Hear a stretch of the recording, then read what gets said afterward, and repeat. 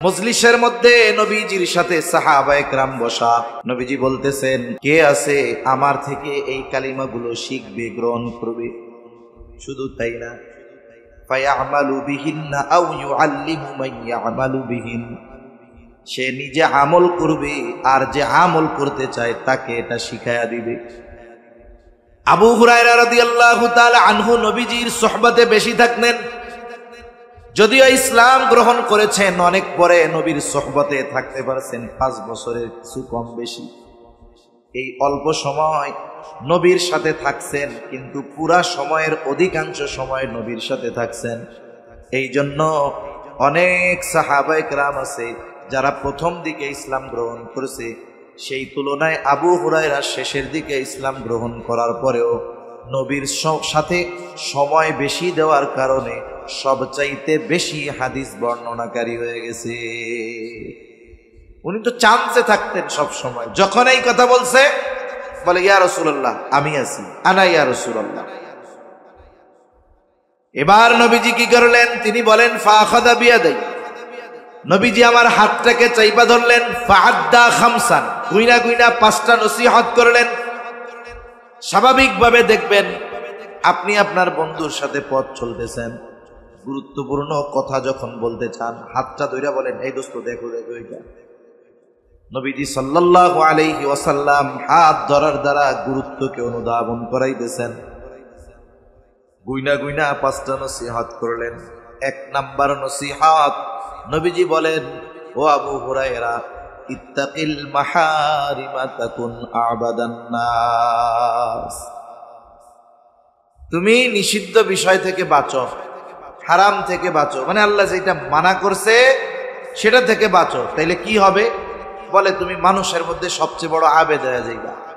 তাহলে বড় আবেদ হওয়ার জন্য বেশি ইবাদত করতে হয়, বিষয়টা এমন না। যারা করে তাদেরকে নিরুৎসাহিত করা যাবে না, কিন্তু যে গুনাহ করতেছে আবার ইবাদতও করতেছে, এরটা কেমন? এরটা হইল ফুটা কলসে পানি ঢালার মতো। ফুটা কলসে যদি কেউ পানি ঢালে, বলেন তো এই পানি কি টিকবে, থাকবে?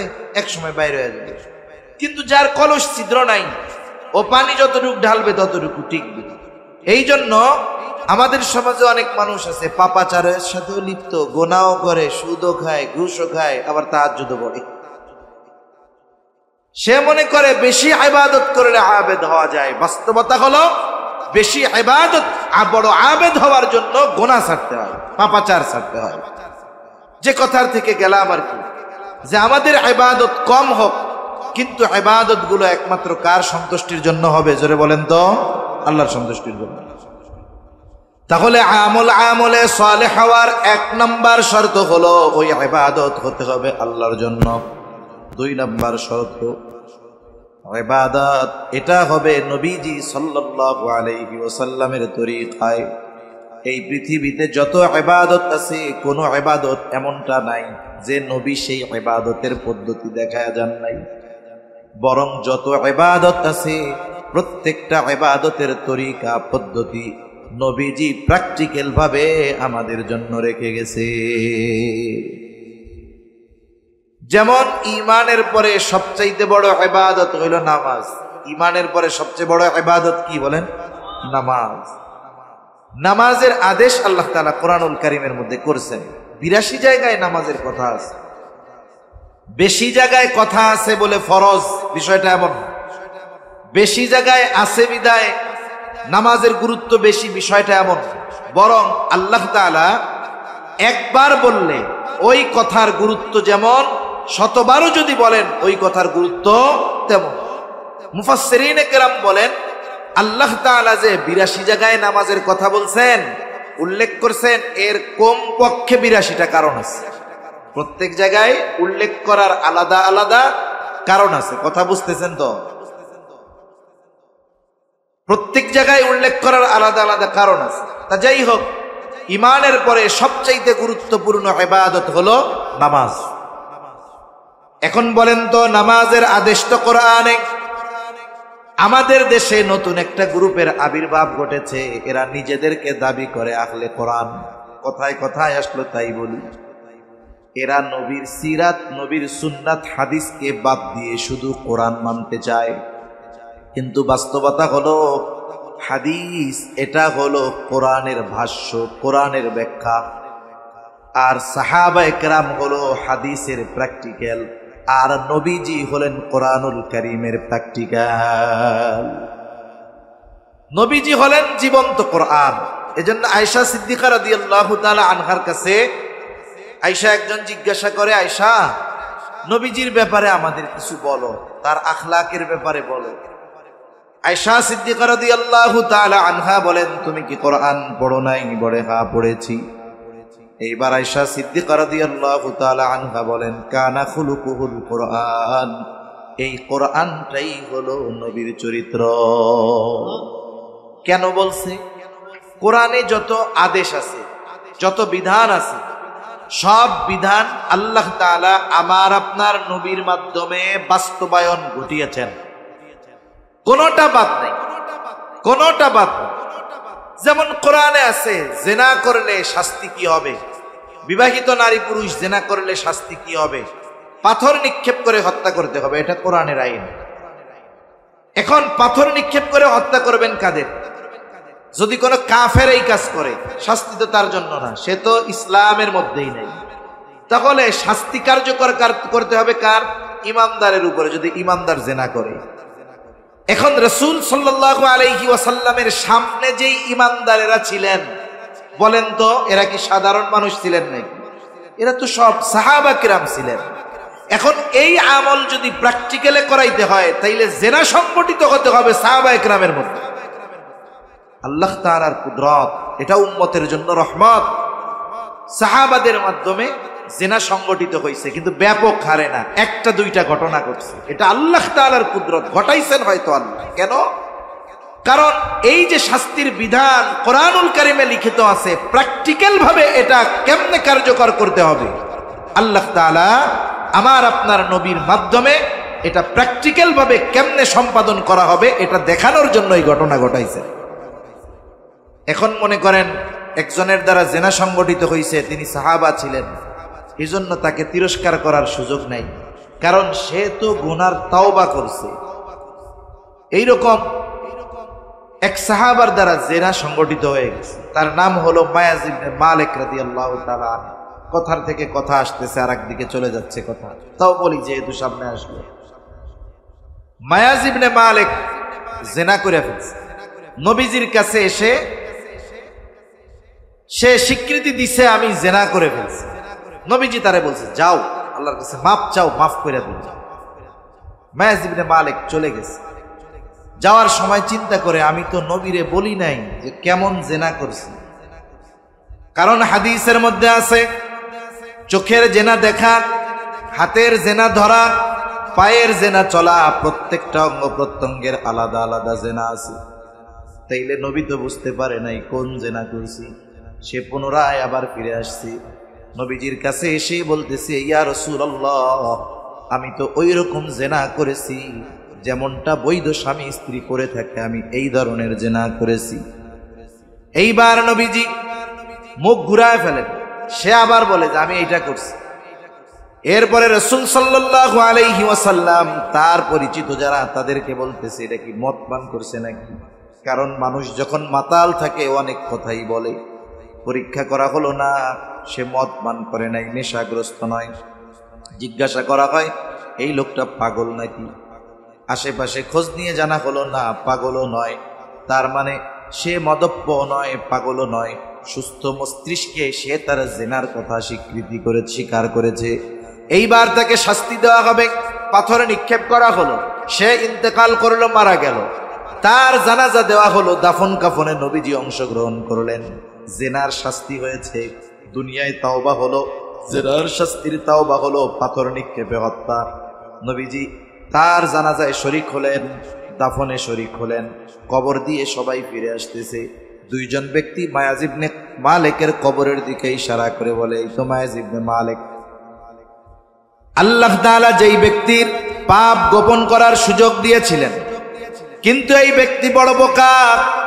এই ব্যক্তি নিজের গুনার কথা নিজে স্বীকার করলো, মানুষও জানা গেল সে একজন জিনাকার। এই দুইজনের কথা নবীজির কানে গেছে, নবীজি আওয়াজ পাইলেন, কিছু দূর অগ্রসর হওয়ার পরে নবীজি সেখানে দাঁড়াইলেন, দেখতে পাইলেন মরুভূমির ভিতরে একটা গাধা মরে ফুলে আছে, দুই পা দুই দিকে ছড়ায়া আছে। নবীজি দাঁড়িয়ে বললেন, কোথায় ওই দুই ব্যক্তি যারা মায়াজ ইবনে মালিকের ব্যাপারে এই কথাগুলো বলছো? ওই দুইজন সামনে এসে হাজির। বলে, ইয়া রাসূলুল্লাহ, আমরা বলেছি। আল্লাহর রাসূল বলতেছে, তোমরা তোমার ভাইয়ের গীবত করছো কেন? রাসূল সাল্লাল্লাহু আলাইহি ওয়াসাল্লাম বলে, যা ওই মরা গাধার গোশত খাও। ওই দুইজন এবার বলে, ইয়া রাসূলুল্লাহ, আমরা কি তার ব্যাপারে মিথ্যা বলেছি নাকি? নবীজি বলেন, তোমরা তোমাদের ভাইয়ের গীবত করেছো। মনে রাখো, মায়াজ ইবনে মালিক যদিও শয়তানের ধোঁকায় পড়ে জিনা করেছে, গুনাহ করেছে, কিন্তু পরকালের ভয় তার মধ্যে জাগ্রত হওয়ার কারণে সে তার অপরাধের স্বীকৃতি দিয়ে শাস্তি গ্রহণ করেছে, তাওবা করেছে। মনে রাখো, আল্লাহ তাআলার কাছে এই মায়াজ ইবনে মালিকের তাওবা এমন ভাবে কবুল হয়েছে, যদি একটা সম্প্রদায়ের মধ্যে মায়াজ ইবনে মালিকের এই তাওবাকে বন্টন করে দেওয়া হয়, ওই কওমের নাজাতের জন্য সেটা যথেষ্ট হয়ে যাবে। তাহলে ভুল হইছে, কিন্তু খালেস তাওবা করছে, যার কারণে মর্যাদা কমে গেছে তা না, আর আল্লাহ বাড়ায় দিছে। ঠিক কিনা বলো? তা যে কথার দিকে গেলাম, আমার আপনার নবী হলেন প্র্যাকটিক্যাল কোরআন। এমন কোন আমল নাই যেই আমলের প্র্যাকটিক্যাল আমার আপনার নবীজি দেখায়া যান। এখন ঈমানের পরে সবচাইতে বড় ইবাদত হলো নামাজ। নামাজের আদেশ কোথায়? কোরআনে। এখন এই আহলে কোরআন যারা নিজেদেরকে দাবি করে নবীর হাদিস অস্বীকার করে, এরা সরাসরি হাদিস অস্বীকারী। নিঃসন্দেহে হাদিস অস্বীকারী এরা কাফের, এ ব্যাপারে কোনো সন্দেহ নাই। যদি নবীর হাদিসকে অস্বীকার করে, প্রকান্তরে কোরআনকে অস্বীকার করা হয়। কারণ কোরআন কি আল্লাহ তাওরাতের মতো তক্তায় লেখা একসাথে এই দুনিয়ায় পাঠাইছে? কোরআন আল্লাহ তাআলা আমার আপনার নবীর মাধ্যমে নাজিল করেছে। এজন্য ওগুলো ইহুদি নাসারাদের দোষর। বিভিন্ন এলাকায় কোরআন পাঠ কর্মসূচির নাম দিয়ে দিয়ে আহলে কোরআন হওয়ার দাওয়াত এরা দিয়ে বেড়াচ্ছে।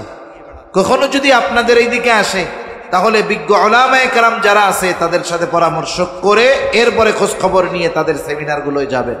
নাইলে দেখা যাবে সরল মনা মানুষকে কোরআন সামনে দিয়ে ধোঁকা দেওয়ার অপচেষ্টা এরা চালায় যাচ্ছে। আল্লাহ হেফাজত করুক বলি আমি। এখন আপনাদের কাউরে যদি বলা হয় যে নামাজের আদেশ তো আল্লাহ কোরআনে করেছেন, এক কাজ করেন, কোরআন থেকে ফজরের 2 রাকাত ফরজ নামাজ পড়ার পদ্ধতি, যেভাবে 2 রাকাত ফরজ বা সুন্নাত আমরা পড়ি, নবীর হাদিস বাদ দিয়া শুধু কোরআন থেকে বাইর করে দেন। আসেননি কেউ আছেন? পারবেন? সারা দুনিয়ার মুফাসসিরেরা পারবে। মনিটরের আওয়াজটা ছাড়েন তো ভাই, মনিটরের আওয়াজটা ফেস ফেস করে গেল, আওয়াজটা ছাড়েন মনিটরে।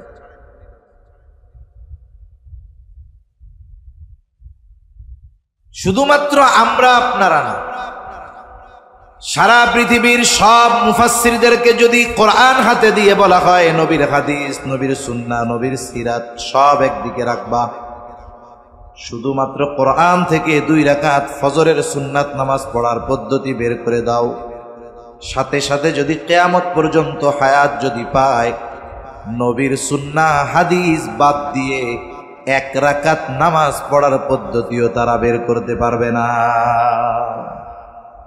নামাজের আদেশ করেছেন আল্লাহ, আর নামাজ পড়ার পদ্ধতি শিখিয়ে দিয়েছেন মুহাম্মদুর রাসূলুল্লাহ সাল্লাল্লাহু আলাইহি ওয়াসাল্লাম। এই জন্য নবীজি বলেন, সল্লু কামা রাআইতুমুনি উসাল্লি। নামাজ পড়তে হবে কিভাবে? কামা রাআইতুমুনি উসাল্লি, আমাকে যেভাবে পড়তে দেখো তোমরা এইভাবে পড়ো। যদি কোরআন থেকে নামাজ পড়তে যায়, যেমন নামাজের একটা ফরজ রুকু করা, কোরআনেও আছে ওয়ারকাউ মা'আর রাকিঈন, রুকুকারীদের সাথে রুকু করো। রুকু শব্দের অর্থ কি?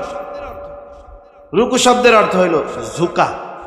কিন্তু বলেন তো, আপনাদের সামনে যখন বলি যে নামাজে রুকু করতে হবে, কেমন দৃশ্য ভাসে যে একটা মানুষ সোজা আছে একেবারে এইরকম হয়ে যাবে, তাই না? এখন যদি কেউ মাথা একটু ঝুঁকায় দাঁড়াইয়া, এটার কি আপনারা রুকু বলবেন? তার মানে দেখেন, শব্দের অর্থ জানলেই ওই শব্দের উদ্দেশ্য বোঝা যায় না। শব্দের অর্থ জানলেই ওই শব্দ দ্বারা কতটুকু ঝুঁকা বোঝানো হচ্ছে বোঝা যায় না। এজন্য আমার আপনার নবী প্রত্যেকটা ইবাদত এইভাবে প্র্যাকটিক্যাল ভাবে উম্মতদেরকে শিখিয়ে দিয়েছেন। সুবহানাল্লাহ। নবীর থেকে শিখতে হবে নামাজ কিভাবে পড়তে হবে। এই জন্য যে কোনো ইবাদতের তরিকা আমার আপনার নবীর থেকে গ্রহণ করতে হবে। আপনি হজ করবেন, কেমনে হজ করবেন? নবীজি বলেন খুদু আন্নি মানাসিকাকুম, আমার থেকে শিখে নাও কেমনে হজ করবা। তার মানে এমন কোনো ইবাদত নাই যেই ইবাদত আমার আপনার নবীর তরিকায় হয় না। এরকম কোন ইবাদত নাই যে নবীর সুন্নাত বাদ দিয়ে করবেন। এজন্য আমল যদি আমলে সালেহ হতে হয় রাসূল আকরাম সাল্লাল্লাহু আলাইহি ওয়াসাল্লামের পদ্ধতি অনুসরণ করতে হবে।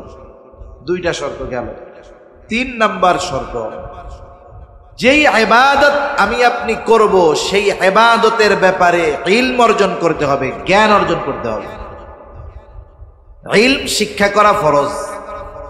রাসূল আকরাম সাল্লাল্লাহু আলাইহি ওয়াসাল্লাম বলেন তালাবুল ইলমি ফরিদাতুন আলা কুল্লি মুসলিম, দ্বীনি ইলম শিক্ষা করা প্রত্যেক মুসলমান নরনারীর উপরে ফরজ। প্রথম প্রশ্ন হইল কতটুকু শিক্ষা করা ফরজ? মুহাদ্দিসিন মুফাসসিরিন কেরাম বলেন যে একটা মানুষ নিজের জীবন পরিচালনার জন্য যতটুকু ইলমে দ্বীন দরকার শেখা ফরজ। আবার কেউ কেউ বলেন না অতটুকুতেও হবে না। কেন হবে না? বলে কোরআনুল কারীমের মধ্যে আল্লাহ তাআলা বলেন ইয়া আইয়ুহাল্লাযীনা আমানু কু আনফুসাকুম ওয়া আহলিকুম নারা, বলে হে ঈমানদারেরা তোমরা নিজেরা জাহান্নামের আগুন থেকে বাঁচো, অধীনস্থদেরকেও জাহান্নামের আগুন থেকে বাঁচাও। তাহলে বলেন তো জাহান্নাম থেকে তো নিজে বাঁচলে হবে না, অধীনস্থদেরকেও বাঁচাতে হবে। তার মানে অধীনস্থদেরকেও বাঁচানোর চেষ্টা করতে হবে। নিজে যদি জাহান্নাম থেকে বাঁচার জন্য ইলমের দরকার হয় তাহলে অধীনস্থদেরকে জাহান্নাম থেকে বাঁচানোর জন্য ইলমের দরকার আছে না নাই? দ্বীনের উপরে চলার জন্য আমার যদি জ্ঞান দরকার হয় আরেকজনকে দ্বীনের উপরে চালানোর জন্য জ্ঞান দরকার আছে না নাই? তাহলে ইলমে দ্বীন কতটুকু শিখতে হবে?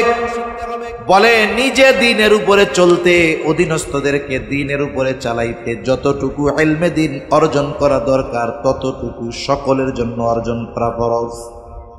এইটা হুজুর নাই, মাদ্রাসার ছাত্র নাই, নামাজি নাই, হাজি নাই, সবার জন্য শিখতে হবে। এখন কেউ যদি না শিখে তাইলে গুনাহগার হবে। একটু চিন্তা করেন, সমাজে অনেক মানুষ আছে নিজে দ্বীনের উপরে চলতে যতটুকু ইলম দরকার ততটুকু শিখে না। এখন একটা পদ্ধতি তো বাইর করার দরকার, শিখতে তো হবে, না শিখলে তো গুনাহগার। কেমনে শিখবেন? মাদ্রাসায় তো ছোট ছোট বাচ্চারা যায়, এরা গিয়ে শিখে। আপনারা মুরব্বীরা কি করতে পারেন? আপনার মাদ্রাসার মুতামিম মসজিদের ইমাম সাহেবকে বলতে পারেন যে হুজুর কতটুকু দ্বীন শেখা ফরজ আমরা তো বুঝি না, আপনি আমাদেরকে একটু প্রতিদিন আধা ঘন্টা সময় দিয়ে শিখাইয়া দেন। বলেন তো কোন মাদ্রাসার মুতামিম, কোন মসজিদের ইমাম খতিব বলবে যে আপনি দ্বীন শিখতে চান? তারা বলবে যে না আমাকে টাইম টুইম নেই, এরকম বলবে নাকি? বরং আগ্রহের সাথে শিখিয়ে দিবে। সমস্যা আমাদের, আমরা নিজেদেরকে অন্যের সামনে ছোট করতে চাই না। এখন আমি সূরা ভালো মতো পারি না, দোয়ায় কুনুত তো আর জোরে জোরে পড়া লাগে, জোরে পড়া লাগে না। এখন আমি যে দোয়ায় কুনুত ভালো পারি না, হুজুরে যদি এটা যাই না যায় তাইলে আমার জন্য লজ্জা না? হুজুরের উপরে বড় বড় কথা বলি, কিন্তু হুজুর যদি জানে আমি দোয়ায় কুনুত জানি না তাইলে তো আমার ইজ্জত শেষ। এজন্য শিখতে যাই না। এই যে দুনিয়ার লজ্জা, দুনিয়ায় লজ্জা কইরা শিখলাম না, আখেরাতে সাইজ খাওন লাগবে। দুনিয়ায় যদি একটু লজ্জা ভাঙা শিখি তাইলে আখেরাতে বাঁচা যাইব, ঠিক কিনা বলেন? এজন্য আমরা চেষ্টা করব আমাদের আলেম যারা আছে, মাদ্রাসার শিক্ষক যারা আছে, মসজিদের ইমাম খতিব যারা আছে তাদেরকে বলা যে দৈনিক এশার পরে আধা ঘন্টা আপনি আমাদেরকে একটুগুলো শিখাইয়া দেন যেগুলো দরকার। যদি না শিখি কি হবে? আল্লাহ তাআলার কাছে জবাবদিহিতার কাঠগড়ায় দাঁড়ানো লাগবে। কারণ নবীজি বলেন কুল্লুকুম রাঈনা ওয়া কুল্লুকুম মাসউলুনা আন রাইয়াতিহি। নবীজি বলেন তোমরা প্রত্যেকেই দায়িত্বশীল আর প্রত্যেককে তার দায়িত্বের ব্যাপারে জিজ্ঞাসা করা হবে। পিতাকে সন্তানের ব্যাপারে জিজ্ঞাসা করা হবে, স্বামীকে স্ত্রীর ব্যাপারে জিজ্ঞাসা করা হবে, মাকে কন্যার ব্যাপারে জিজ্ঞাসা করা হবে। সেই দিন আমি যদি একা একা আমল করি, সন্তানদের যদি দ্বীনের উপরে পরিচালিত করার চেষ্টা না করি, কিয়ামতের দিন হয়তো আমার আমল কাজে আসবে না। ওই অধীনস্থদের কারণে আমাকে আপনাকে শাস্তি ভোগ করা লাগবে। যাদের জন্য পরিশ্রম করতেছেন তারা দুশ্মন হয়ে যাবে। আপনার আমার তো আমলের অভাব নাই, কিন্তু সন্তানটারে গুরুত্ব দেয়নি। আরে আমি পড়ি, ওই যে নামাজ না পড়ে তো আমাকে। কিয়ামতের দিন ওরা অন্তরায় হয়ে দাঁড়াবে, বাধা হয়ে দাঁড়ায় যাবে। আপনি আজকে জোর করেন না, সন্তানটা ঘুম থেকে উঠাইতে কষ্ট হয়, শীতের রাত, অনেক রাত্রে ঘুমাইছে, উঠলে কষ্ট হবে, থাক, পড়ার দরকার নাই নামাজ। রোজার মাস, গরমের দিনের রোজা, হায় রে এত লম্বা দিন না খাইয়া থাকবে, আমার পোলাডার মাইয়াডার কত কষ্ট হবে রে।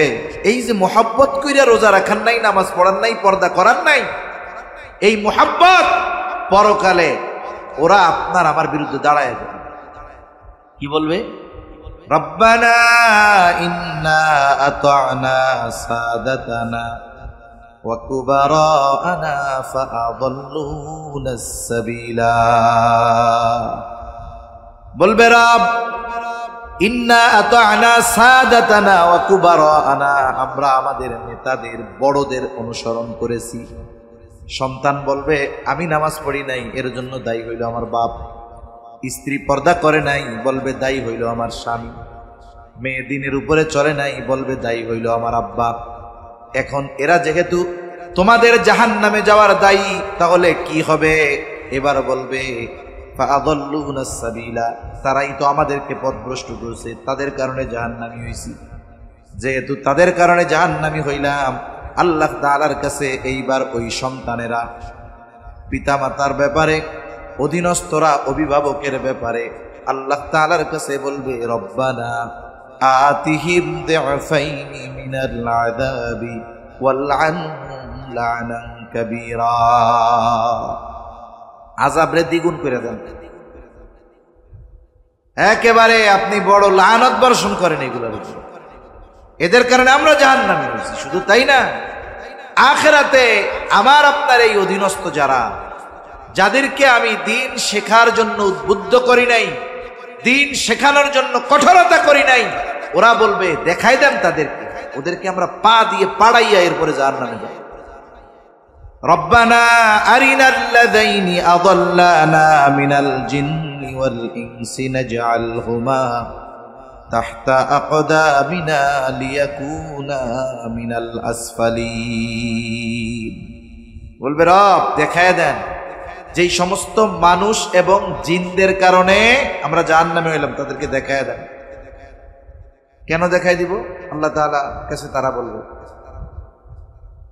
নাজআলহুমা তাহতা আকদামিনা, আমরা তাদেরকে পদদলিত করতে চাই, পাড়াইতে চাই। চিন্তা করে দেখেন তো, দুনিয়ায় যদি কোনো বাবা সন্তানের কারণে অপমানিত হয়, লজ্জিত হয়, তাইলে বাপ ওই মুখ আর মানুষদেরকে দেখাইতে চায় না। অথচ কিয়ামতের দিন অনেক বাবা, অনেক অভিভাবক সন্তানদের কাছ থেকে এই রকম কথা শুনবে যে আল্লাহ আমার অভিভাবককে দেখায় দেন, আজকে আমি তাদেরকে পা দ্বারা পদদলিত করতে চাই।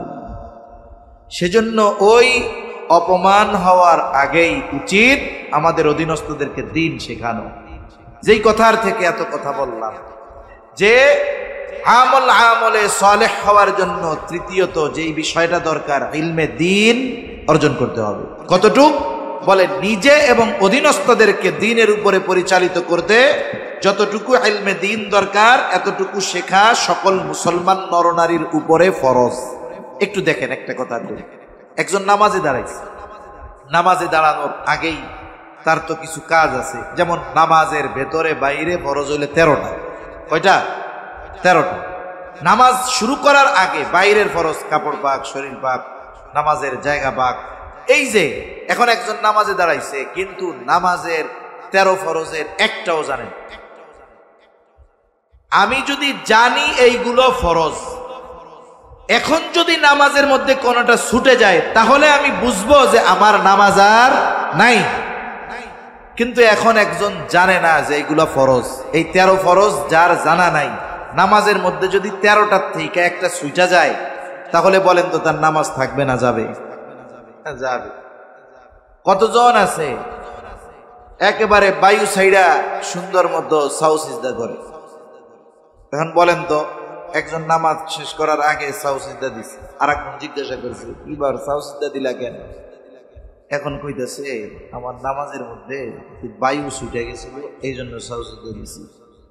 এখন কম তো 100 সাউ সিজদা দিলেও ওর নামাজ হবে? কারণ এখন সে এটা ছাড়ার কারণে তার পবিত্রতা ভেঙে গেছে, অজু ভেঙে গেছে, এখন আর তার নামাজ নাই। তো এজন্য দেখেন নামাজের 13 ফরজ জানতেই হবে, বাহিরের গুলাও জানতে হবে, ভেতরের গুলাও জানতে হবে, কারণ ফরজ একটা ছুটলে নামাজ বাদ। নামাজের ওয়াজিব 14টা, ওয়াজিব যদি ছুটে যায় সাহু সিজদা দিলে নামাজ হয়ে যায়। কিন্তু কেউ যদি নামাজের ওয়াজিব 14টা না জানে, ওয়াজিব যদি ছুটে যায় তার কোনো হুঁশ থাকবে না, দেখা যাবে সাহু সিজদা দিল না, তার নামাজও হইল না। নামাজ ভঙ্গের কারণ আছে 19টা, এই 19টা কারণ থেকে একটা যদি পাওয়া যায় তাইলে নামাজ ভেঙে যায়। কিন্তু নামাজি নামাজ ভঙ্গের 19টা কারণ জানে না, দেখা যাবে জীবনের অনেক নামাজে নামাজ ভঙ্গের কারণ পাওয়া গেছিল কিন্তু তার কোনো খোঁজ নাই। অজু ভাঙ্গার কারণ জানতে হবে, সাথে সাথে পবিত্রতার মশালাগুলো জানতে হবে। কেন কয় অজু ভাঙ্গের কারণ হইল 7টা। এখন যদি নামাজের মধ্যে এই 7টা কারণ থেকে একটা পাওয়া যায় অজু ভেঙে যাবে। বলেন তো অজু ভাঙলে কি নামাজ থাকবে নাকি? তাহলে চিন্তা করে দেখেন কত কিছু জানার দরকার, কিন্তু এই বিষয়গুলো থেকে আমরা মাহরুম হয়ে যাচ্ছি। অনেকে জানে না, জানার চেষ্টাও করে না, জানার ইচ্ছাও করে না। দেখা যায় বছরের পর বছর ইবাদত করতেছে, ইবাদত হইতেছে না। এজন্য যে ইবাদত করতে হবে ওই ইবাদতের মাসলা মাসাইলগুলো সুন্দর মতো জানতে হবে। 4 নাম্বার শর্ত হলো তার খাবারটা হালাল হইতে হবে। এই 4টা শর্ত নিয়ে আমরা আজকে আলোচনা করব, আর বেশি না। 4 নাম্বার শর্ত তার খাবার কি হইতে হবে? পবিত্র হতে হবে, হালাল হতে হবে। খাবার শুধু হালাল হইলে হবে না, উপার্জনটা হালাল দরকার আছে না নাই? কতজন আছে খাবার হালালের ব্যাপারে সতর্ক, কিন্তু টাকা কোন দিক দিয়ে আসলো, এটা কি টেবিলের তল দিয়ে আসলো না উপর দিয়া, এটার ব্যাপারে যাচাই বাছাই করেন। একজন ওয়াজে শুনছে যে হুজুর বলছে যে শোনেন, যদি মক্কা থেকে দুম্বাও আনেন, আল্লাহর নাম বাদ দিয়া, ইচ্ছা কইরা বাদ দিয়া যদি কেউ জবাই দেন, তাহলে ওই হালাল প্রাণীর গোশত আর হালাল থাকবে না। কত ডেঞ্জারাস কথা না? এখন ওই লোকটা অফিসে গেছে, সরকারি চাকরি করে, ওই দিনের কামাই খুব ভালো হয়েছে। কামাই তো বুঝেন, কতজন ঘুষ খায়। হুজুর গায়ে এসে কি কয় জানেন? ওই হুজুর আলহামদুলিল্লাহ, যে চাকরি ভাই, বলে আল্লাহ তাআলা এমন এক চাকরি দিছে, আশপাশ দিয়া যা পাই বেতন ধরাই লাগে। ঘুষের চাকরি আইসে হুজুরের আলহামদুলিল্লাহ খুব ভালো আছে। এখন ওনার ইনকাম ভালো হয়েছে, পকেটে 20,000 টাকা নিয়ে আসছে বাজারে, এসে দেখে বড় গরু জবাই হয়েছে। ওই যে ওয়াজ শুনছে যে আল্লাহর নাম বাদ দিয়া যদি জবাই দেয় তাইলে তো আর গোশত হালাল নেই। কত সচেতন মানুষ, কসাইয়ের কাছে কানের কাছে মুখ নিয়ে বলে, এই বেটা এত বড় গরু যে জবাই দিছস, এইটা জবাই দেওয়ার সময় আল্লাহর নাম নিছিলি, মানে বিসমিল্লাহ কইছস? কসাইও তো চালাক কম না। কসাই কয়, ভাই মাসলা মাসাইল আমরাও জানি, আমরাও কম জানি না, নিজে নামাজ কালাম পড়ি না, আমি পড়ি না, আল্লাহ চাইলে আমারটা মাফ করে দিতে পারে, কিন্তু ইচ্ছা করে আল্লাহর নাম বাদ দিয়া আর একজনের হারাম গোশত খাওয়াইয়া ফান্দে পড়মু, এই কাম আমি করি না, আল্লাহর নাম ঠিক মতোই লইছি, টেনশন করেন না। এইবার সে নিশ্চিত যে গোশতটা কি আছে, হালাল আছে। 10 কেজি দাও, সিনার গোশত দিও, এই গোশত দিও, রানের থেকে দিও, ঠিক আছে। এইবার হালাল গোশত কেনার জন্য পকেট থেকে যে টাকাটা দিল, টাকাটা কি কন্যা? উপার্জন যদি হারাম হয়, এই হারাম টাকা দিয়ে হালাল কিনছে, এটাও হারামের নেয়। এটাও কিসের নেয়? হারামের।